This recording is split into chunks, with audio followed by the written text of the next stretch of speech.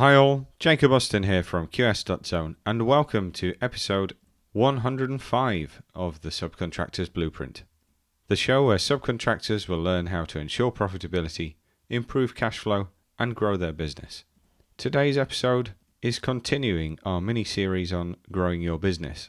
Over the last couple of episodes, we've covered signs that you're ready to take on bigger jobs, how to manage the risk of taking on bigger projects and bigger work, and the contractual and commercial boxes that you'll likely have to tick for larger projects. And this week, we'll be moving into the practicalities of making it happen, looking at staffing, supervision, and supply chain for when your little team faces a not-so-little project.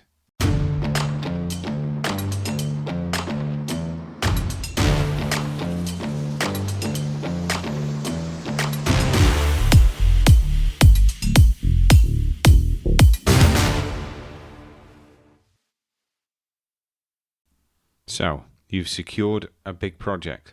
One of the most immediate challenges that you'll have is, how the heck are we actually going to do all this work? You might have a supervisor and a few trusted operatives that have been capable of completing small projects.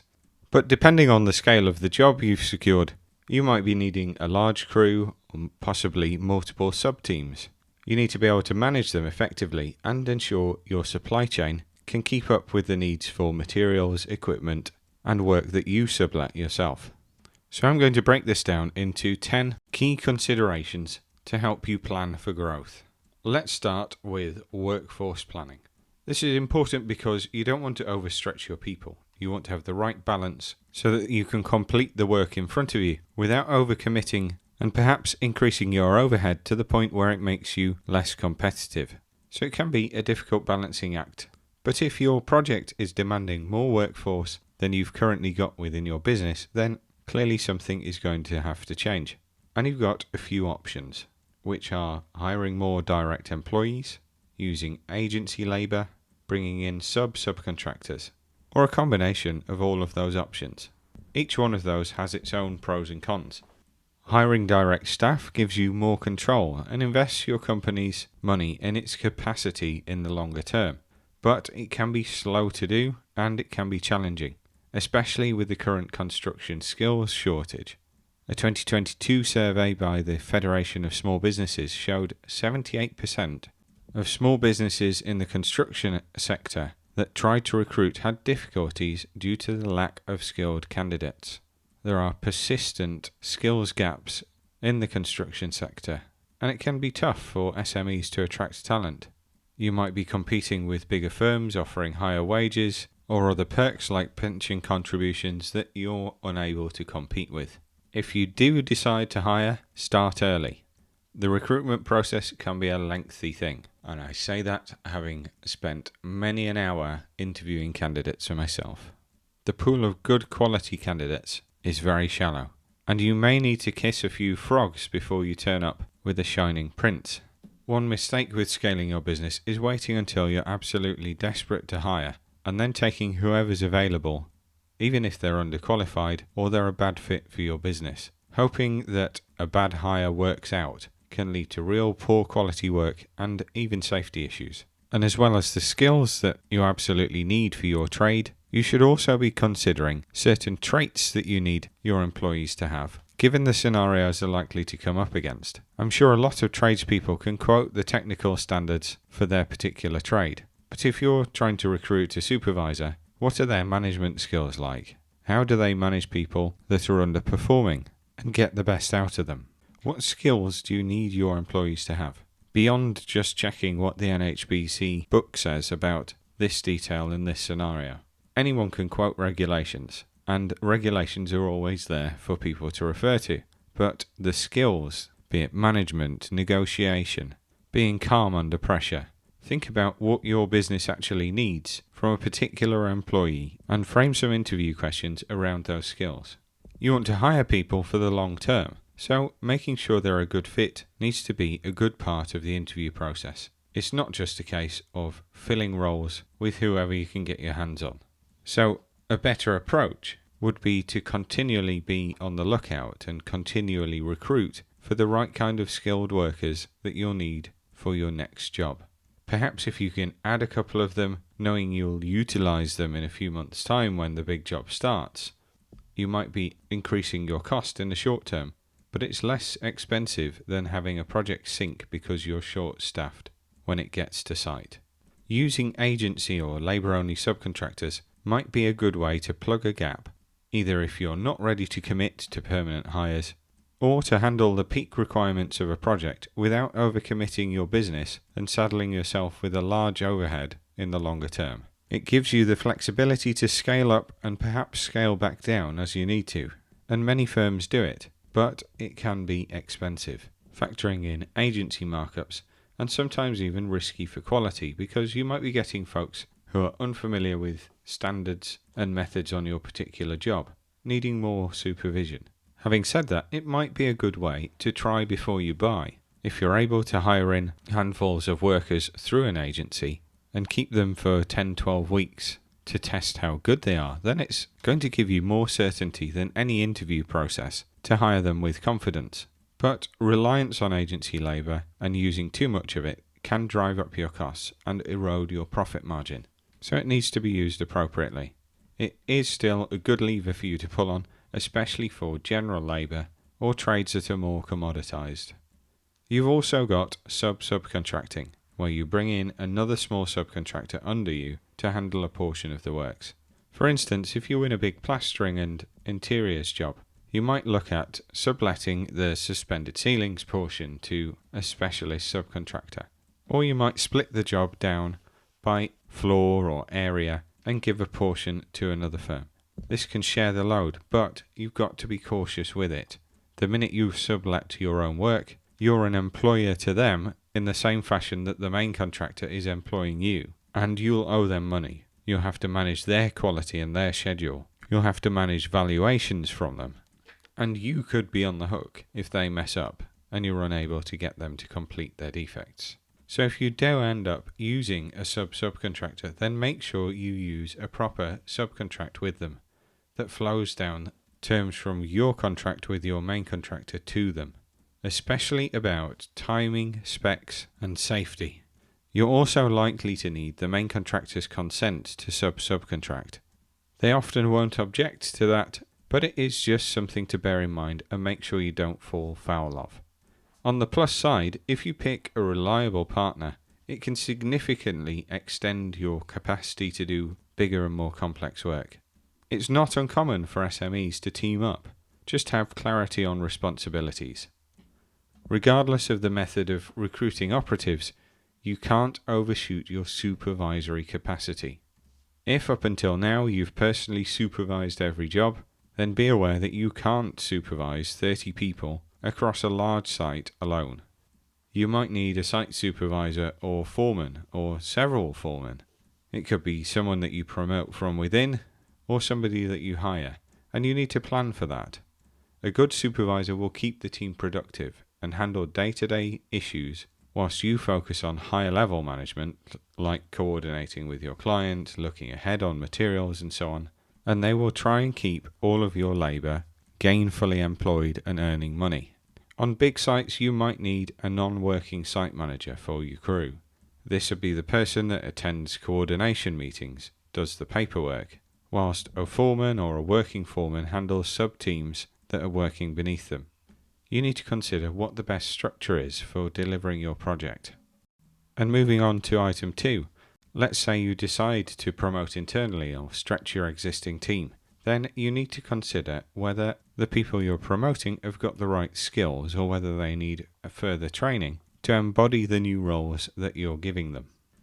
Maybe your long-time lead carpenter can become a site supervisor, but do they know about timekeeping, paperwork, perhaps basic computer stuff for one of the many reports that the main contractor wants from you? Consider sending key people on relevant courses. Main contractors will typically be asking you for triple STS or SMSTS qualifications for your supervisors. And these are great courses for understanding health and safety and site management best practices. The CITB offers grants for training to SMEs, and you should absolutely capitalise on them where you can. Upskilling your team will help you execute the current big project, but it also builds longer-term capacity for future big projects. And it's great for employee morale too. It builds employee appreciation when they see that you're investing in their development. A knowledgeable, happy workforce is more productive, and you'll need more productive when you get working on a bigger job. You need to decide whether training is the right idea. If it's a case of certification's going to be needed for a lift ticket or welding certificate for a particular material, then those are things that you can plan for and get in place ahead of time. Perhaps the project is going to involve a bit of IT kit that the main contractor insists on, and there's a high-level training course that you can send somebody on to get them au fait with administering it. But if it's more than that, you've got to question whether you have the need in the longer term, and you might consider as an alternative hiring in a specialist. This gives you the ability to complete specialist areas of work without the long-term cost associated with it, and it might be appropriate for things like design, where you've got a clear brief that you need to complete on a given job, but you don't have a long-term need for the rest of the project, say. Thought number 3. You need to avoid overextending. Burnout can be real. A common pitfall for SMEs taking on big work is that the core team start working crazy hours trying to keep up with the demands of a job. The owner doing 80+ hour weeks and key staff burning out around them. This can all lead to mistakes, accidents, people quitting mid-project, and other eventualities like going off with stress and so on. It's vital to pace your team. Delegate tasks to appropriate people. You can't do everything. And often some of the more simplistic hires for admin support staff to help with document control and invoicing can provide you with the absolute best value because they're taking some of the time-consuming admin work away from people that are paid a lot more money and enabling them to use their more valuable skill set solving bigger problems and managing the big picture. Consideration 4. Balancing the budget for wages. When scaling up your workforce, labour costs will inevitably increase. And perhaps not just the base rate, but you might be paying overtime or higher rates to attract and retain the right people. And in an interview, the managing director of an SME contractor noted that providing financial incentives to workers is a key way of keeping them on board, but it's vital not to overextend the budget. Because yes, you may need to raise wages, you may need to give bonuses to get the job finished on time, you may need to incentivize the right talent to come and join you, but do it in a planned fashion with a planned budget. Don't just throw money at problems reactively or you'll start bleeding cash. The same interview pointed out that SMEs often feel they must inflate wages to be able to compete with big firms for talent, and that might genuinely be what you have to do. But make sure if you're going to do that your project pricing accounts for the increased outlay on wages. If you've underpriced labour and then you have to pay more per hour, then it's going to hurt you in the pocket. You might also think about non-pay benefits that you can offer as an SME that the likes of a Tier 1 contractor might not be able to do. You might have a better company structure, better culture, offer more potential for growth and promotion, more hands-on touches and recognition from you as the leader of the business, genuine appreciation and giving back to your employees on a personal level, rather than them going off to become one of many numbers within a big corporation. Consideration number 5. Let's think about supply chain scaling.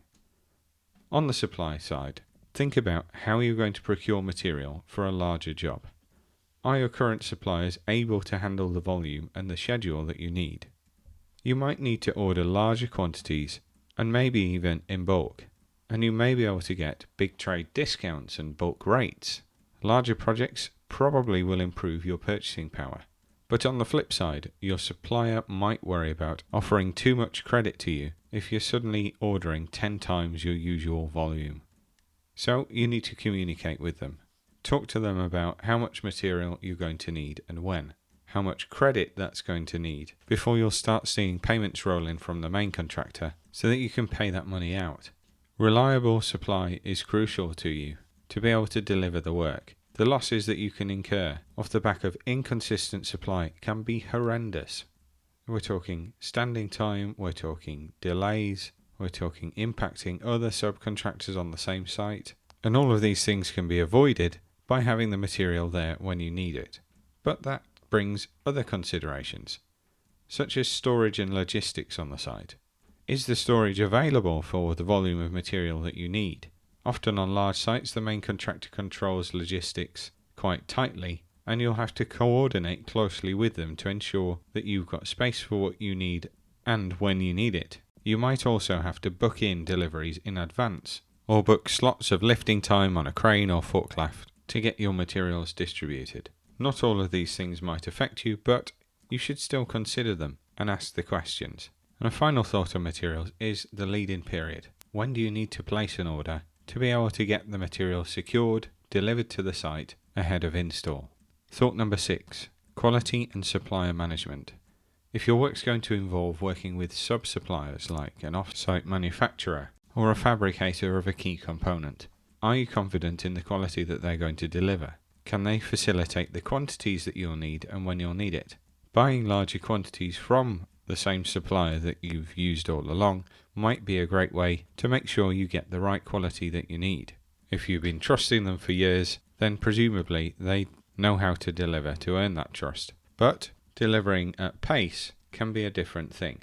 Are they set up for it? Perhaps you need to engage with them earlier and provide forecasts to them of when you're going to need what material to make sure that you can get your hands on what you need. You need to consider that you're buying quality when you're doing bulk work. The implications of buying a big batch of something that's got an inherent fault could be devastating. We're talking time and cost to go back in and rectify God knows how much work. So it's important to buy quality, to vet your suppliers for reliability, to use known and trusted brands, or stick with the specification that the architect or structural engineer has come up with for the particular job. Thought number 7. Don't be afraid to say no at points in the project. As you manage your workforce and supply, occasionally you might need to push back on the request from the main contractor if you're unable to achieve what he's asking for. For instance, if they suddenly accelerate the program and demand a lot more labour from you overnight, you need to evaluate whether that's feasible and whether it's safe. It might give the job a push, but it needs to be realistic. There's no point in saying yes, yes, yes to every task to show your eagerness, your committedness, and then collapsing under the weight of those commitments. Be honest, communicate up front. If a timescale can be compressed, maybe you need to ask for acceleration costs. Maybe it can't be done without risking quality or safety. Use your expertise to guide those discussions. This is about managing expectations and protecting yourself from being blamed for failing in impossible conditions. Thought number 8, cash flow and credit. On big projects, you may well face a cash flow gap where you have wages to pay weekly and perhaps suppliers to pay on 30-day terms, but you might get paid yourself on 45 days or 60-day terms. If there's sudden program impact and you need to provide additional labour to site, that cash flow gap can expand from a small dip to a valley. This is before you have any impact of the contractor paying you late. So this is a word of warning to ensure that your credit accounts with suppliers are sufficient. You can't have work grinding to a halt because you've hit your credit limit and the supplier puts you on stop. And whilst you may want to order bulk materials to obtain discounts, watch out for ordering too much too far ahead, particularly if you can't get paid for it as stock on site. Consideration number 9. Make use of technology and systems. Managing more people and more tasks might require better tools. If you haven't already, consider using project management software, or at least a well thought out spreadsheet for tracking. There are many SME-friendly apps for managing tasks, managing timesheets, for managing plant, etc., etc. Some suppliers use apps to clock workers in and out, report progress, which feeds back to the office, even using simple things like a WhatsApp group for a particular site to help communicate and keep everyone in the loop. Some of these simple tools can multiply your management capability without a huge cost. Something like setting up a shared cloud drive for project documents so that all of your foremen can have access to the latest drawings on their phone. It's going to cost you next to nothing, and it's going to prevent the inevitable mistake of working to an out-of-date drawing. Finally, consideration number 10 is one of my favourites: tracking cost. It's all the more important when projects are bigger and more complex to track costs and collate information in a way that you can learn from it and inform future tenders. For example, if your margin has dipped on a project, it might be because a particular element of work has taken you longer than you forecast, and you can adjust how much you're charging for that work in the future, but you can only do that if you find out. When the jobs get bigger, you need to do more than just look at how much your labour bill was and how much your material bill was in a particular month. You need to consider what activities you completed and how much those activities have cost you relative to the budget, and adjust your future rates accordingly. This is the opposite of economies of scale. If something's costing you £5 more than it should, and you've got to do that activity 1,000 times on a given site, you've just lost £5,000. Avoid disaster by learning from the cost data that you can get from your project. I've spoken plenty about cost reporting in previous episodes, so I won't lay it out in detail again here, but do refer back to them if you want to know how it's done. So to wrap up today's section, I'm going to summarise by saying when the contract size is scaling up, you need to scale up your execution capacity along with it.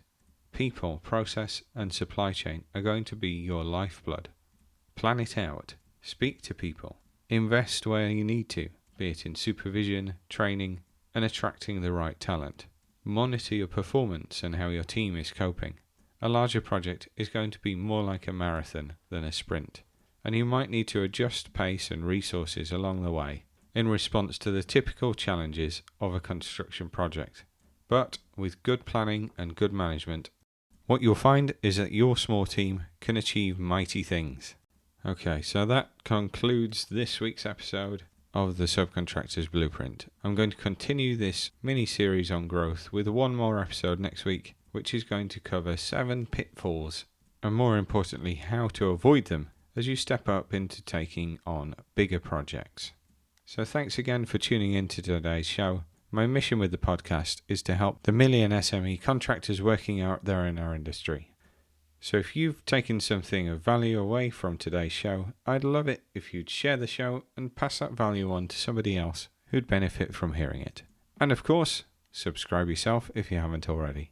If you like what you've heard and you want to learn more, then please do reach out to us at www.qs.zone, and we're also on all your favourite socials, again at qs.zone. Thanks again. I've been Jacob Austin, and you've been awesome.